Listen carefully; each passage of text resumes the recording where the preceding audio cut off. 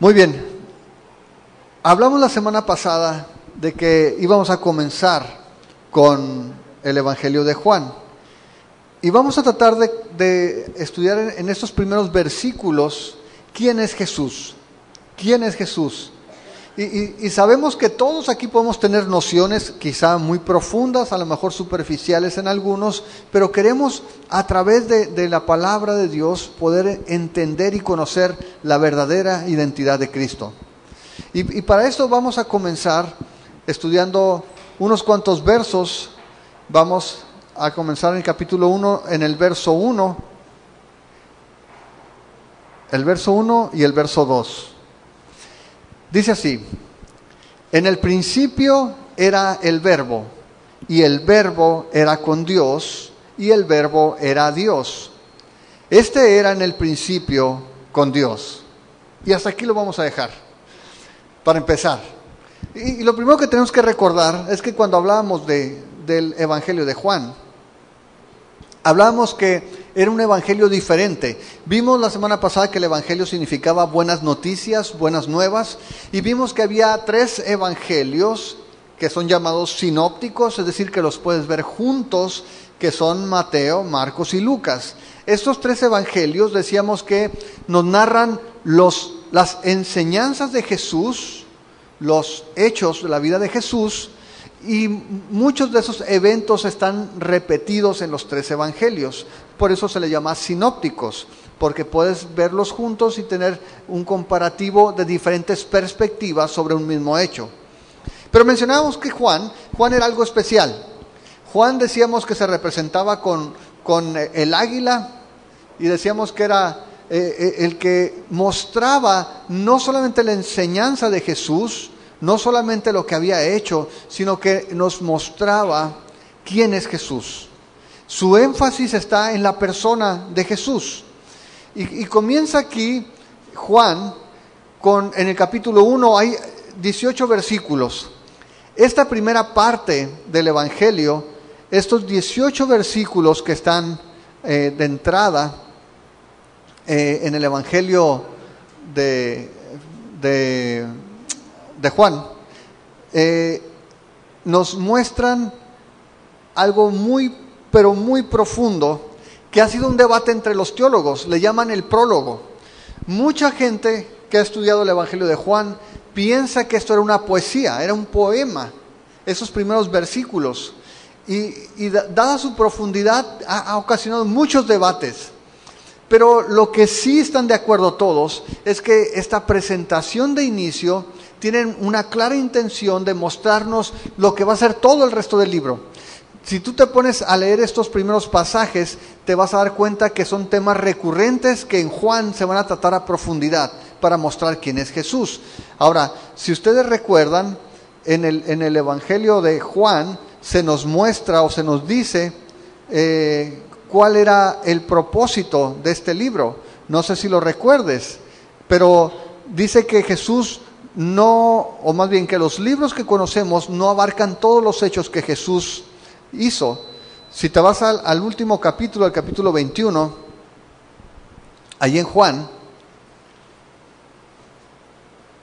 dice 21-25, dice: y hay también otras muchas cosas que hizo Jesús, las cuales si se escribieran una por una, pienso que ni aún en el mundo cabrían los libros que habrían de escribir. Es decir, hay tantas cosas que no sabemos, que dice que no alcanzaría el espacio en el mundo para escribirlas o para guardar los libros que se iban a escribir. Pero nos dice que estas que están escritas aquí son para que nosotros podamos creer que Jesús es el Hijo de Dios. En el capítulo anterior, en Juan 20, verso 30, nos dice: hizo además Jesús muchas otras señales en presencia de sus discípulos, las cuales no están escritas en este libro, pero estas se han escrito para que crean que Jesús es el Cristo, el Hijo de Dios, y para que creyendo tengan vida en su nombre. Entonces, ¿para qué fue escrito el Evangelio de Juan? Para que creas, para que puedas creer quién es Jesús. De tal forma que todo el libro nos va a ir mostrando a Jesús de una manera diferente del resto de los evangelios. Va a tratarlo a mayor profundidad. Y vamos a regresar entonces al capítulo 1, al versículo 1.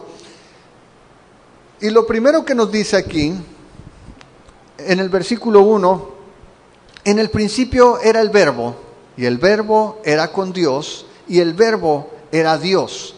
Y lo que vamos a ver en esta primera parte es que nos va a mostrar Juan la relación que hay entre Dios, Padre y Jesús.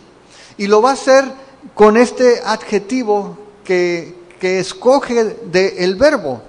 Pero lo primero que vemos aquí es que en el versículo 1 comienza yendo no a la genealogía de Cristo, como veíamos la semana pasada, no se va a decirnos quiénes son los parientes de Jesús, no se va como otro evangelista a ver el nacimiento de Juan el Bautista antes de que naciera Cristo, ni tampoco se va al momento donde Juan el Bautista comienza predicando como Marcos.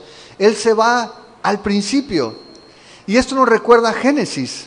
Esto nos recuerda la forma en que empieza el primer verso en la Biblia. En el principio creó Dios. En el principio.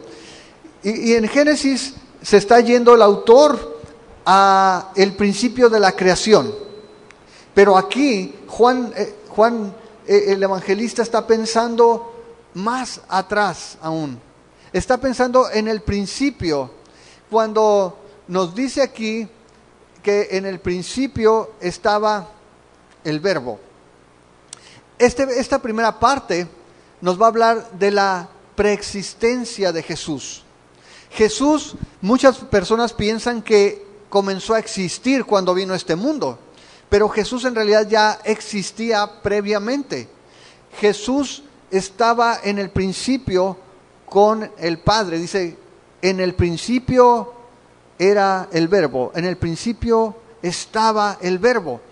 Y es bien importante la forma en que lo escribe. Y hay mucho debate sobre estas palabras, porque lo que está diciendo no solamente es que existía, sino que existía continuamente. Esa es la forma en que está expresando. En el principio existía continuamente el Verbo. Y lo primero que tenemos que entender aquí es que esta forma en que está escrito tiene mucha semejanza a la manera en que Dios se reveló en el Antiguo Testamento. Cuando Dios se aparece a Moisés, Moisés le dice, y cuando vaya para allá, a Egipto, ¿quién le digo que me manda?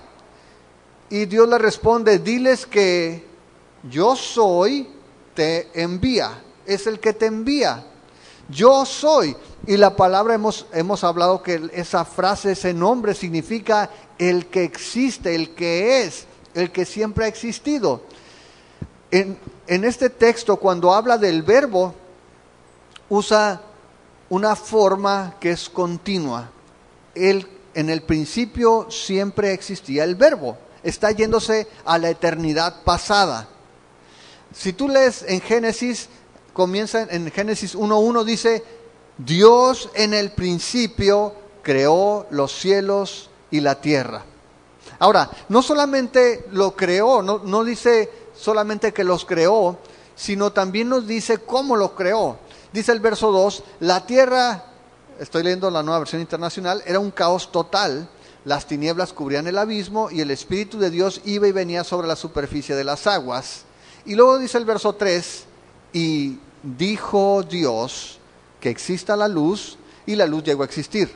Es decir, Dios creó las cosas, según Génesis, solamente hablando. Habló, sea hecho, y dice que fue. Dios creó el universo con la palabra, con su voz. Y es curioso porque si regresamos a Juan, en el verso 1 dice, en el principio era el Verbo. Ahora, esa palabra es una traducción del griego logos. Y esa palabra es muy interesante porque en el tiempo de Jesús, el logos tenía un significado muy conocido. Antes de que lo usara Juan, era usado por los filósofos.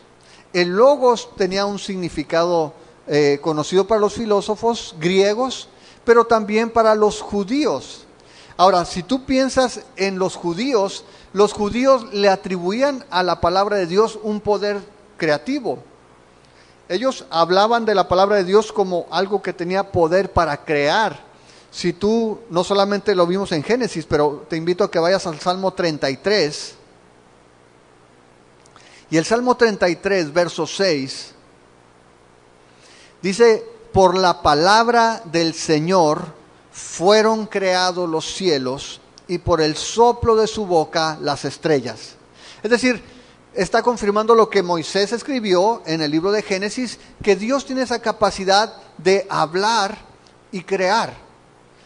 Ahora, cuando tú piensas en eso, toda proporción guardada, ayer que compartía Ramón, dijo, tenemos que pensar antes de hablar, ¿verdad? Porque luego le puedes decir a la gente adúltera, ¿no? Los que no estuvieron, él comenzó a predicar, y en lugar de decir adultos, dijo adúlteros. Entonces, después dijo, ¿sabes qué? Necesitamos pensar bien cuando estamos hablando, porque si no, decimos otras cosas diferentes a lo que queremos decir. ¿Por qué estoy diciendo esto? Porque en nosotros como seres humanos, antes de poder expresar algo, lo pensamos. ¿Estamos de acuerdo? A veces lo pensamos mucho, a veces lo pensamos poco, y por eso hay malos entendidos y hay problemas, pero pensamos la manera de expresar algo. Y lo que hacemos con nuestra boca es que estamos expresando un pensamiento, una idea que está en nuestra mente. Los judíos creían que Dios tenía esa capacidad. De hecho, nosotros hoy día como cristianos lo creemos, la Biblia lo dice así. Dice el Salmo 33:9, si vas allá adelante, porque Él habló y todo fue creado, dio una orden y todo quedó firme. Es decir, los judíos creían que Dios tenía esa capacidad. Ellos sabían el poder que tenía la palabra hablada, la palabra de Dios.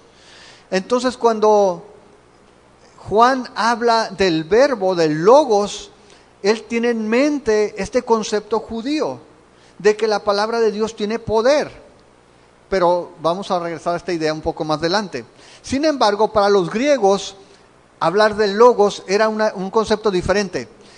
Hablar del logos, ellos pensaban o creían que era el logos el razonamiento o el principio racional del universo.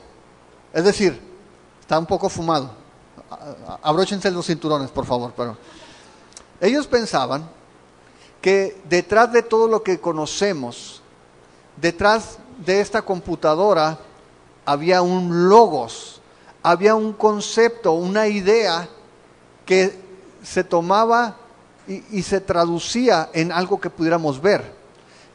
Pero ellos pensaban que el logos era esa idea que mantenía todo el orden del universo.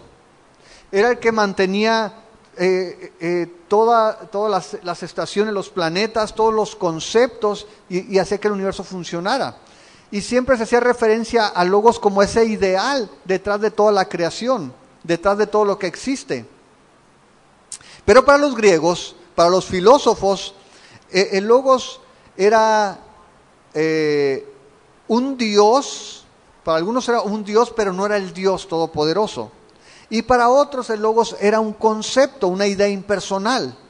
No era el Dios personal que está interesado en nosotros, que podemos palpar, que podemos conocer, con el que podemos interactuar. Era un concepto. Eso variaba dependiendo de la corriente filosófica que siguieras. Ahora, Juan sabía el concepto que había en los griegos, y como judío conocía la forma de pensamiento judío. Y lo que hablábamos la semana pasada es que Juan quería mandar un mensaje no solamente a los judíos o no solamente a los griegos, sino a todos, para que pudieran conocer a Jesús como Dios. Y lo que hace es que toma este concepto conocido por los griegos y dicen, ¿qué crees? Jesús es el logos. Jesús es el que mantiene toda la creación. Jesús es el agente de la creación. Pero Jesús también, pensando en los judíos, es la expresión misma de Dios. No sé si queda más o menos claro. Cuando tú expresas algo con la palabra, un pensamiento toma forma para que tú puedas conocerlo. Yo no puedo leer el pensamiento de Luis, me le quedo viendo y trato de penetrar en su mente, pero no puedo. Pero si él me dice lo que está pensando, entonces yo puedo de alguna manera conocer lo que está dentro de su cerebro. Juan dice, ¿sabes qué?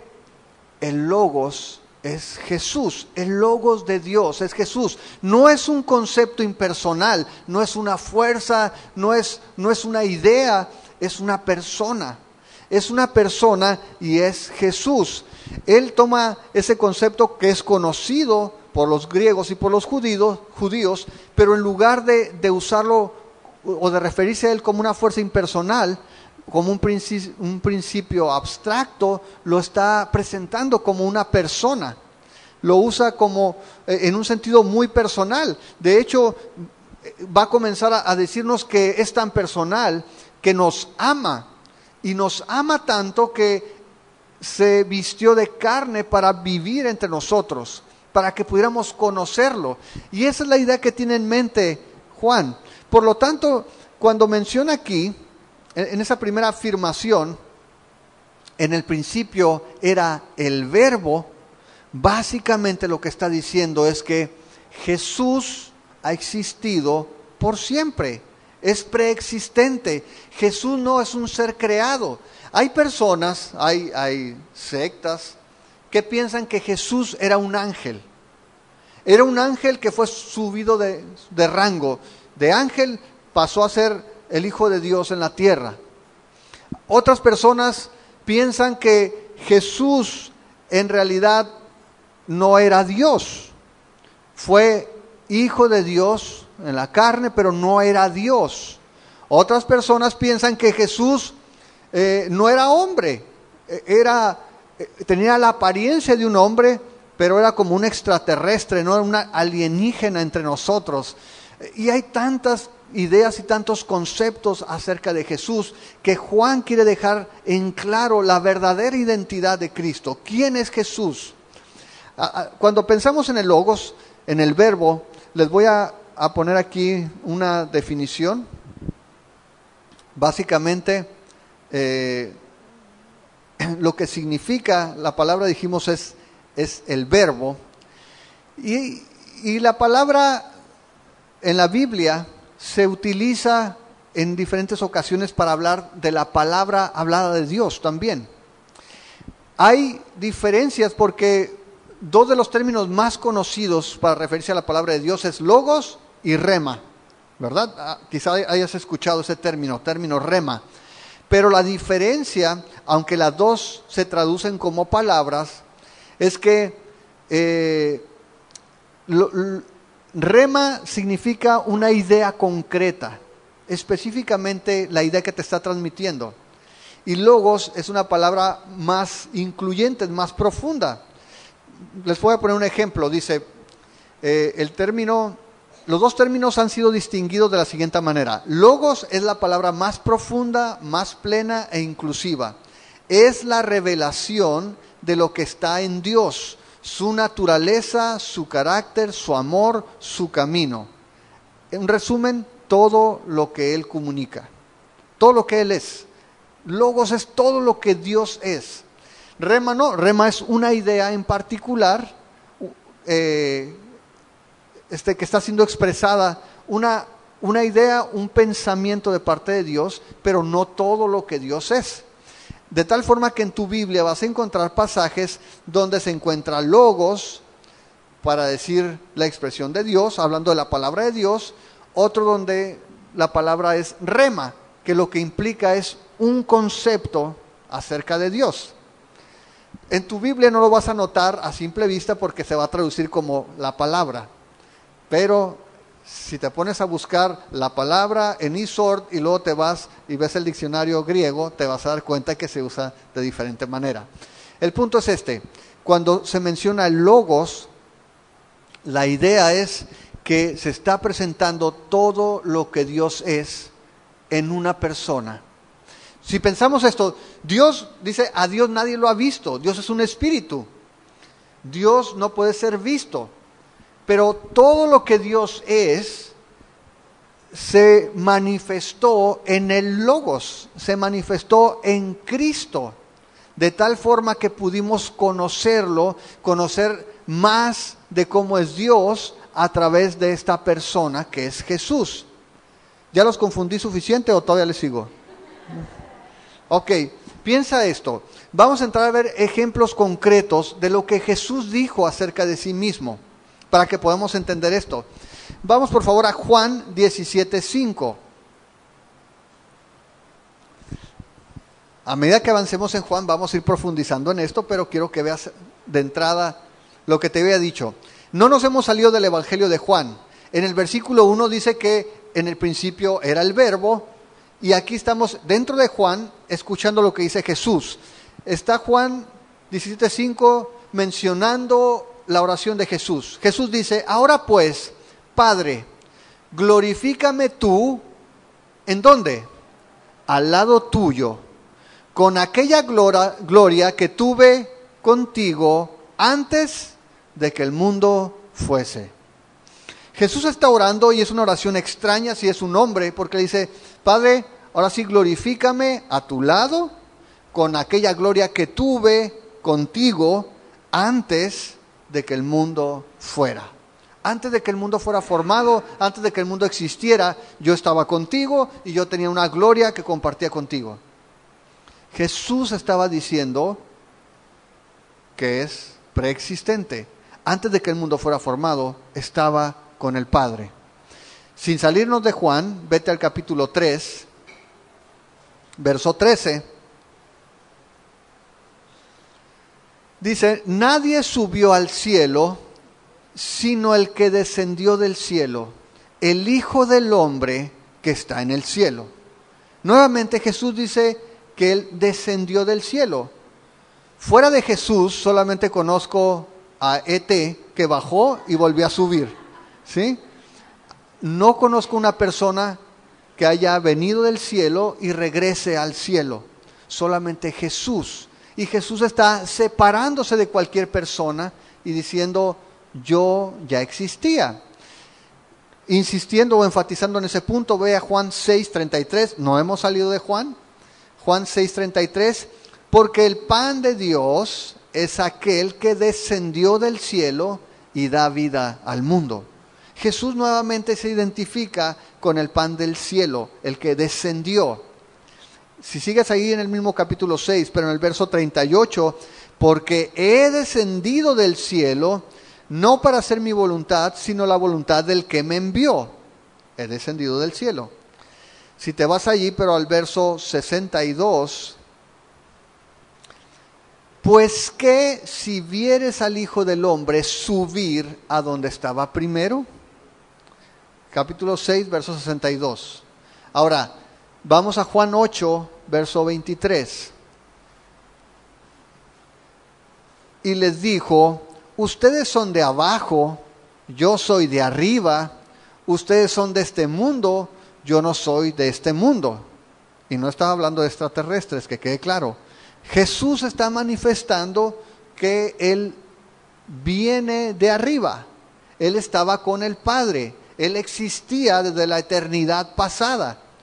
Ahora, vamos a Juan 16:28, de una manera más explícita. Salí del Padre y he venido al mundo. Otra vez dejo el mundo y voy al Padre. ¿A alguien le queda duda hasta aquí? Jesús estaba diciendo una verdad. En el principio, el Verbo existía continuamente. La esencia, el carácter, la idea de Dios tomó carne y vino a este mundo. Solamente para confirmar, Juan 8:58, Jesús les dijo, de cierto les digo, antes que Abraham fuera, yo soy. Dice ahí que los fariseos se enojaron, dice, este está chamacón todavía, ¿cómo dice que fue antes que Abraham? ¿Cómo puede decir eso? Jesús estaba afirmando la primer cosa que nos dice el versículo 1 de Juan, su preexistencia. Él existía antes de que las cosas fueran creadas, porque Él ha existido permanentemente. No fue creado. Jesús no es un ser creado, Jesús es preexistente. Y sabemos que en el Antiguo Testamento se hace referencia al ángel de Jehová, lo que muchos piensan que es Cristo preencarnado. Antes de que Jesús viniera en carne, Jesús, dice, se encontraba en el Antiguo Testamento como el ángel de Jehová. Pero lo que vemos aquí, la verdad primaria es esta: Jesús existía y ha existido y seguirá existiendo por siempre. ¿Sí queda claro? En el principio era el Verbo. Ahora, la segunda cosa que vamos a ver en este mismo versículo es su relación. Dice que en el principio era el Verbo y el Verbo era con Dios. Ahora, cuando habla de esta relación de estar con Dios, literalmente significa que estaba cara a cara con Dios. Significa que tenía una relación directa, continua con Dios.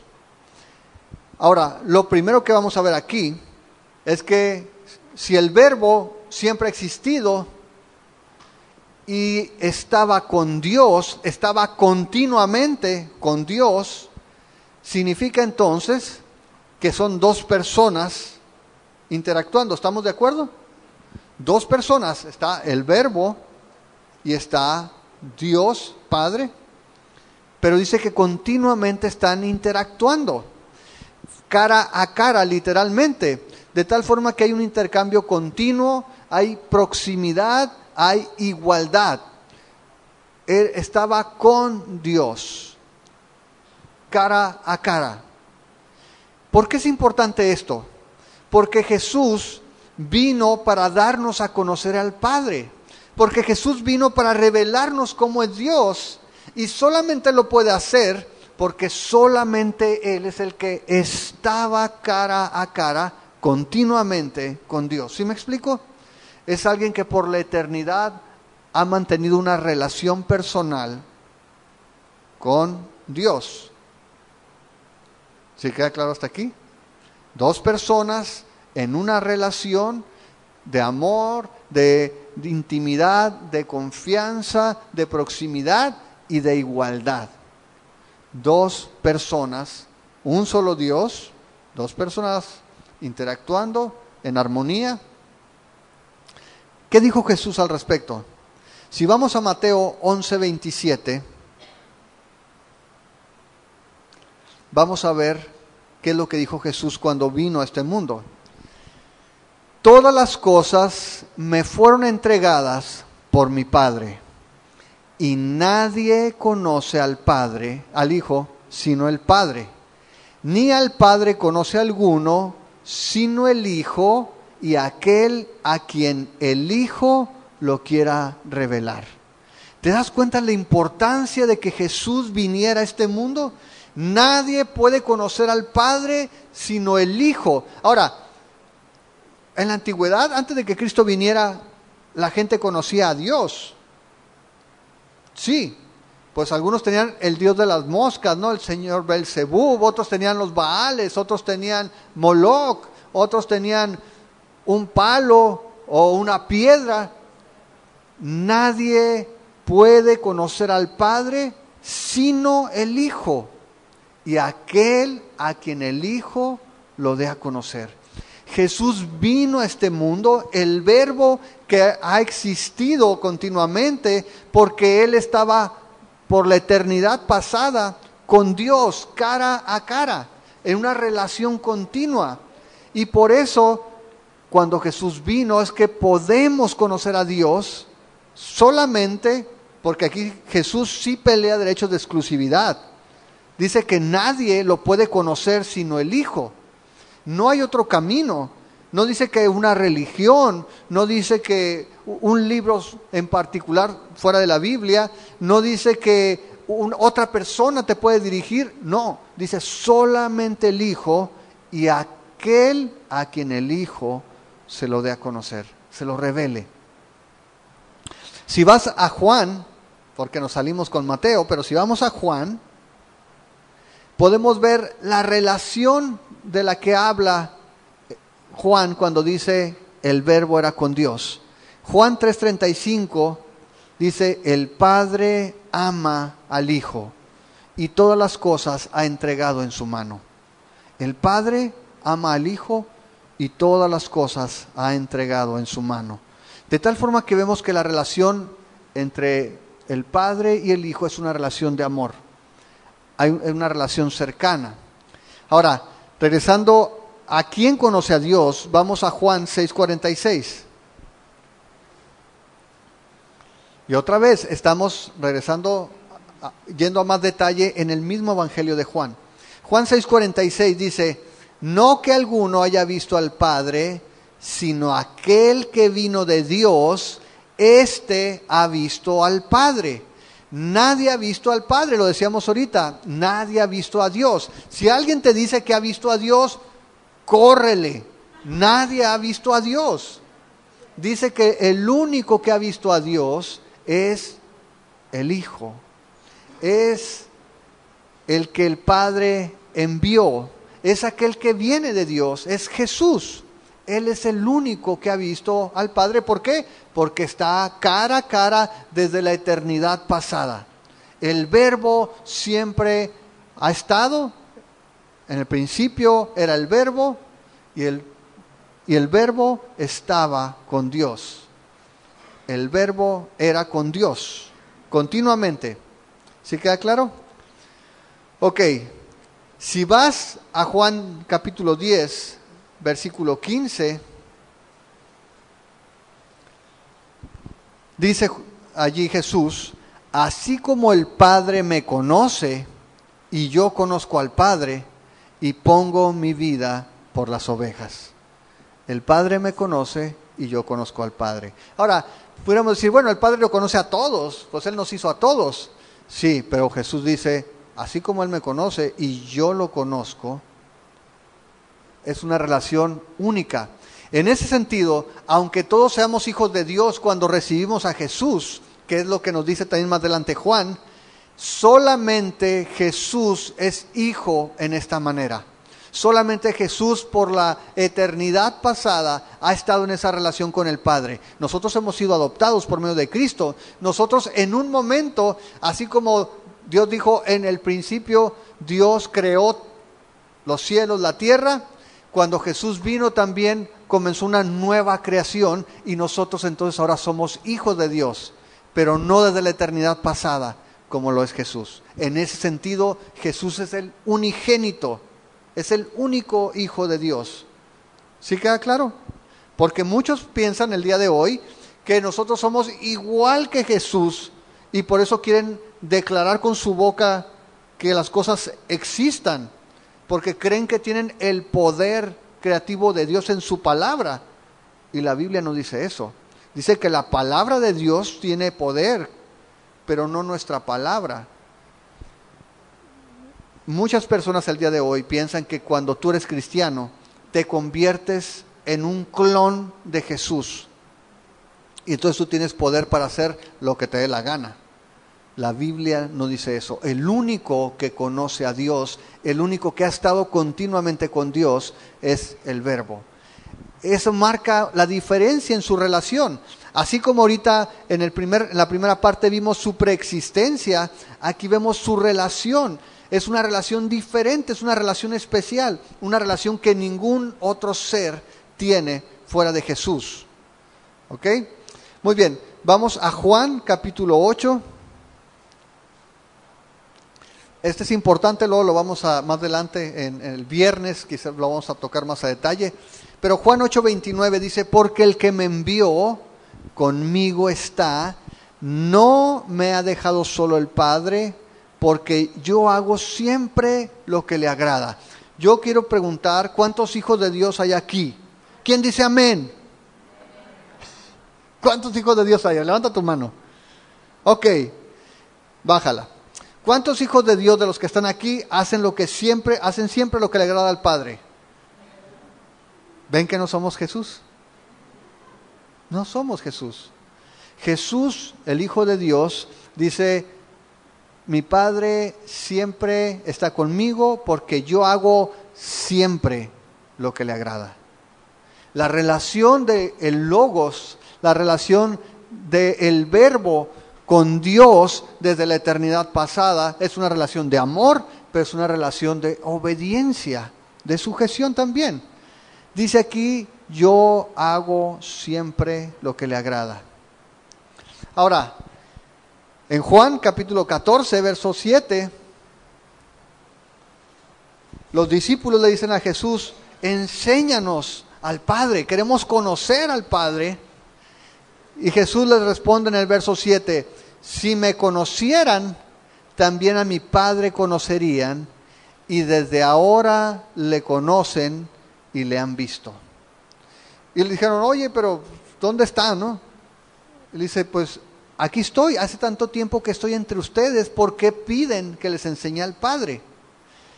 Jesús otra vez tenía una relación única con el Padre, de tal forma que Él, como el Logos, como la expresión de Dios, podía manifestar las características, el amor, la compasión, la santidad, la pureza de Dios. Y dice: aquí estoy. ¿Cómo me piden que les muestre al Padre? Dice el capítulo 14, pero el verso 10: ¿no creen que yo soy en el Padre y el Padre en mí? Las palabras que yo les hablo, no las hablo por mi propia cuenta, sino que el Padre que mora en mí, Él hace las obras. Y otra vez, cuando pensamos en esa relación única de Dios y el Padre, Dios Padre y Jesús, el Logos, tenemos que pensar en términos de una voluntad alineada. No hay diferencia entre el Verbo y la voluntad de Dios, es el Padre. Imagínate a Jesús rezongando, aquí a Jesús desobedeciendo al Padre, no lo vas a ver. ¿Por qué? Porque dice: el Padre es en mí. Dice: ¿no crees que yo soy en el Padre y el Padre en mí? Las palabras que yo les hablo, no las hablo por mi propia cuenta, sino que el Padre que mora en mí, Él hace las obras.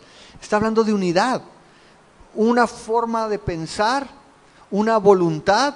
No son dos formas de pensar muy parecidas o dos voluntades casi iguales, no. Dice: ni siquiera hablo yo, es el Padre que está en mí, Él hace la obra en mí, porque yo estoy en el Padre y el Padre está en mí.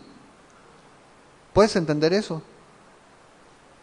Luego me lo explicas, porque yo la verdad no, pero sí sé que lo que está diciendo es que esa relación era de unidad. No hay conflicto, no hay diferencia, es una relación especial. Nadie más tiene esa relación hablando de nosotros. Nosotros podemos abrazar la voluntad de Dios cuando nos agrada, pero pataleamos y lloramos y renegamos cuando no nos gusta la voluntad de Dios. El Verbo y Dios el Padre están en unidad en esa relación también. Luego vamos a Juan 14, pero el verso 23. Nuevamente Jesús dice: el que me ama, mi palabra guardará, y mi Padre le amará, y vendremos a Él y haremos morada con Él. El que no me ama, no guarda mis palabras, y la palabra que habéis oído no es mía, sino del Padre que me envió. Otra vez enfatizando esa relación tan estrecha entre el Padre y el Hijo. Ya vimos entonces la preexistencia y ya vimos la relación. En el principio era el Verbo y el Verbo era con Dios. ¿Sí queda claro hasta aquí? Muy bien. Vamos a ver la proclamación en la siguiente porción. Dice: y el Verbo era Dios. Aquí es donde quizá algunos de ustedes han sido visitados por alguna pareja de personas en domingo particularmente, que te van a regalar una revista y te van a decir que la Biblia que tú tienes está mal.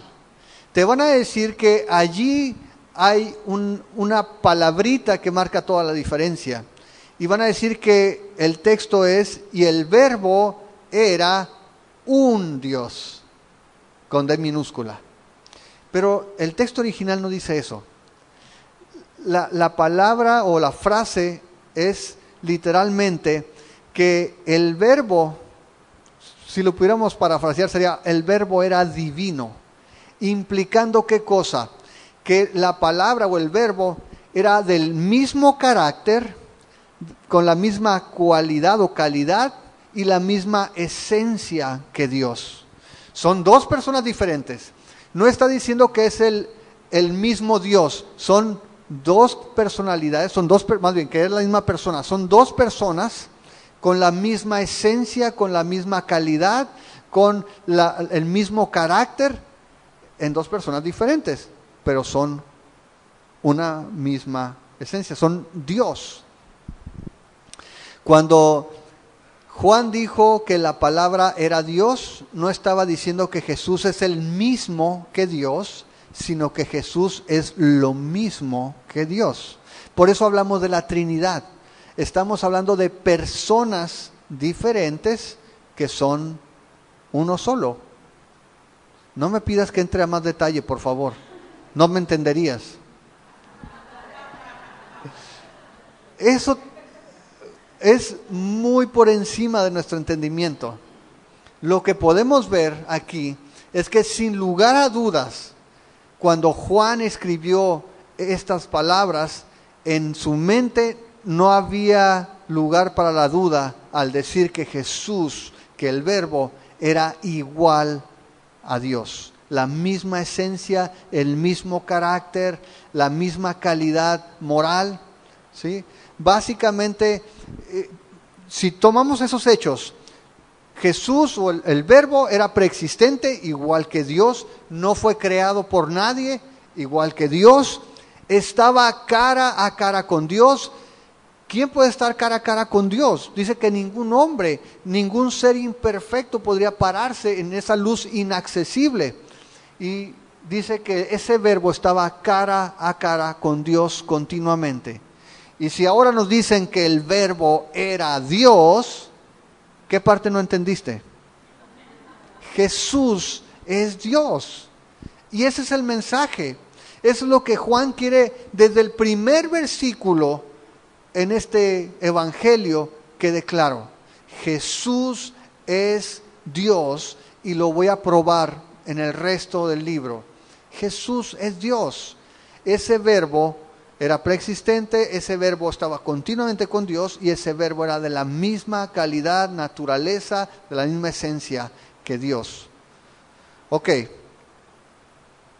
¿lo vemos en la Biblia? Claro que sí. Si vamos a Juan 20, 28, terminando un capítulo antes de terminar el Evangelio, Juan estratégicamente coloca este pasaje después de la resurrección, donde Jesús aparece a los discípulos, hay algunos que están ausentes y de repente cuando están reunidos les dan la noticia y Tomás dice: yo no puedo creer eso si no lo veo con mis propios ojos, si no toco sus heridas, yo no lo puedo creer. ¿Y qué pasa? Entonces dice que aparece el Señor, está Tomás allí y le dice: Tomás, préstame tu mano, ve mis heridas, mete tus dedos en el costado. Y entonces la respuesta de Tomás es: Señor mío y Dios mío. Dios. No había lugar para duda. Hay personas que se preguntan, no sé si tú te lo has preguntado, ¿qué hizo Jesús esos 3 días mientras estuvo en la tumba su cuerpo? Y se ha especulado tanto de lo que hizo, si fue arriba, si fue abajo y luego arriba, si se fue arriba luego, o si se esperó dos días y luego se subió, si anduvo predicando. hay tantas cosas. Yo creo personalmente que nunca vamos a saberlo aquí, pero lo que sí puedo saber es que fue muy importante ese periodo de tiempo. Esos 3 días en la tumba fueron muy importantes, porque cuando resucitó no había lugar a dudas de que había estado muerto. Pasaron 3 días en una tumba. Si Jesús lo hubieran bajado de la cruz y al bajarlo se hubiera levantado, ¡tarán!, vuélvanlo a crucificar, no lo matamos. Pero lo bajaron, estaba muerto, lo enterraron y estuvo 3 días. 3 días después se aparece a sus discípulos. Aquí estoy, le dice, toca. Si Jesús, imagínate, si Jesús se hubiera levantado después de esos 3 días, hubiera de alguna manera movido la piedra, llegado con los discípulos con la ropa toda sucia, todo despeinado, todo lleno de tierra, con moretes por todos lados, y dijera, aquí estoy, he resucitado. Dice, estás medio muerto todavía, ¿no? Te veo todo amolado. Pero no, después de 3 días Jesús aparece como nada. Jesús tiene las heridas en sus manos, pero Jesús le dice, ven, toca. Jesús se presentó después de su muerte para mostrar que era lo que él había dicho desde el principio que era, el Hijo de Dios. Y Juan, otra vez, está enfatizando ese hecho. Ahora, si vamos un poquito a lo que escribió Pablo, mira lo que dice en Romanos 9. Romanos 9:5. Dice, de quienes son los patriarcas y de los cuales, está hablando de los judíos, ¿no? Y de los cuales según la carne vino Cristo. Según la carne, Cristo nació de los judíos, ¿sí? Viene de la tribu de Judá. Vino Cristo, dice, el cual es ¿qué? Dios sobre todas las cosas, bendito por los siglos. Amén. Jesús es Dios. Y por último, si vas a primera de Juan, es el mismo Juan del Evangelio, pero escribiendo una epístola, una carta. Dice, pero sabemos que el Hijo de Dios ha venido y nos ha dado entendimiento para conocer al que es verdadero, y estamos en el verdadero, en su Hijo Jesucristo. Este es el verdadero Dios y la vida eterna. Aun cuando algunas personas han discutido si aquí el verdadero Dios, primera de Juan 5:20, se refiere a el Padre o si se refiere a Cristo, la construcción gramatical del griego, que obviamente no sé, pero leí, dice que está haciendo referencia a Jesucristo, el Dios verdadero y la vida eterna. Y Jesús fue el que dijo, yo soy el camino, la verdad y la vida. Yo soy la resurrección y la vida. Jesús se presentó siempre como Dios. Jesús afirmó ser Dios. Y Juan lo que está dejando en claro desde el principio es que Jesús verdaderamente es Dios. Si no lo crees, ve al versículo 2. Dice, este era continuamente, ha sido continuamente en el principio con Dios. Si te queda duda, el versículo 2 es solamente para enfatizar la misma verdad. Es preexistente en una relación con Dios, permanente cara a cara y de la misma naturaleza, de la misma sustancia, de la misma calidad, de la misma, del mismo carácter que Dios. La pregunta más importante en estos días, me refiero en este tiempo, no en Semana Santa, en todo tiempo, es que sepas con toda seguridad quién es Jesús.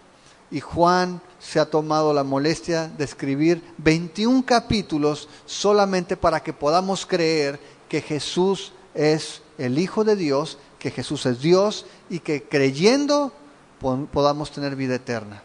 Esa es la seguridad que tenemos. ¿Quieres conocer a Dios? Necesitas conocer a Jesús. Jesús es la expresión de Dios, de aquel que no podemos ver. Y lo más interesante, y lo vamos a ver a medida que avancemos, es que Dios se tomó la molestia de tomar un cuerpo para que pudiéramos palparlo, para que pudiéramos conocerlo viviendo entre nosotros, para que pudiéramos tener una mayor medida de comprensión del amor, de la paciencia de su gracia para con nosotros. Si no has conocido a Jesús, necesitas conocerlo. Y aquí te lo está presentando Juan. Jesús es Dios. Y esta respuesta ahora sí es la única que nos puede dar acceso a la vida eterna. Decía ahorita que solamente Jesús reclama el derecho, la exclusividad de la vida eterna. Ninguna religión, ninguna otra persona puede decir que Él te va a llevar al cielo. Solamente Jesús. Por eso Él mismo en Juan se definió como el único camino, como la verdad y la vida. Piensa esas tres cosas. Jesús las está afirmando de sí mismo. Jesús no dice que Él es uno de muchos caminos. Dice, yo soy el camino. Jesús no dijo que era alguna de las muchas verdades. Dijo, soy la verdad. Y tampoco tienes alternativa de vida. Yo soy la vida. Jesús es todo lo que necesitamos conocer para tener una verdadera relación con Dios, para poder verdaderamente tener vida abundante, vida eterna, y para poder asegurar un lugar en la presencia de Dios. Jesús, el Verbo, el Logos, no es un concepto, no es una fuerza, no es un semidios, es la expresión de lo que Dios es, que vino en carne para que pudiéramos conocerlo y experimentar su amor y su gracia en esta tierra. ¿Sí queda claro más o menos? Oramos. Señor, cuánto te agradecemos tu palabra, porque Señor, eres tan claro cuando nos hablas por medio de ella. Sabemos, Señor, que no tenemos la capacidad de entender todos los misterios en tu palabra y no pretendemos hacerlo.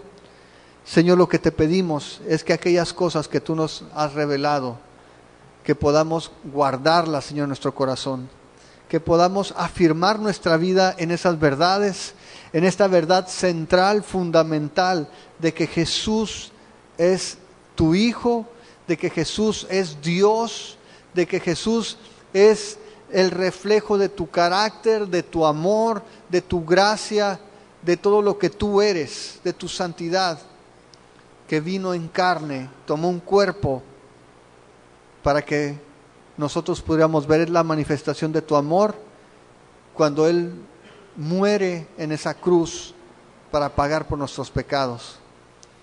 Danos un hambre, un deseo, Señor, de conocer a Jesús, de conocerlo más, que no lo veamos como un personaje de la historia solamente, que no lo veamos como tu Hijo solamente, sino que entendamos las implicaciones de que sea tu Hijo. Es Dios, eres tú, es tu reflejo, que podamos, Señor, buscar con esa pasión, con ese deseo, con ese anhelo, conocerlo más, porque sabemos que en la medida que lo conocemos, te conocemos a ti. En la medida que lo amamos, te amamos a ti. Y en la medida que confiamos en lo que Él dijo, estamos confiando en tu palabra. Y tu palabra tiene poder para dar vida nueva. Señor, este es el nuevo principio en el Evangelio de Juan. Es el principio de una nueva creación. El principio de la restauración del orden que tú planeaste de todas las cosas. No solamente de la creación en los astros, en la tierra, sino en nuestra vida como obra tuya, como obra de tus manos. Eres tú, por medio de Cristo, que nos vuelve a regenerar, nos vuelve a crear a la imagen del modelo que Dios había planeado desde el principio que fuéramos. santos, perfectos, puros, Señor, con un deseo de relacionarnos contigo. Señor, abre nuestro entendimiento y ayúdanos mientras estudiamos tu palabra, que podamos entender, conocer más a Jesús y que podamos enamorarnos de Él. Te damos muchas gracias, Padre. Amén.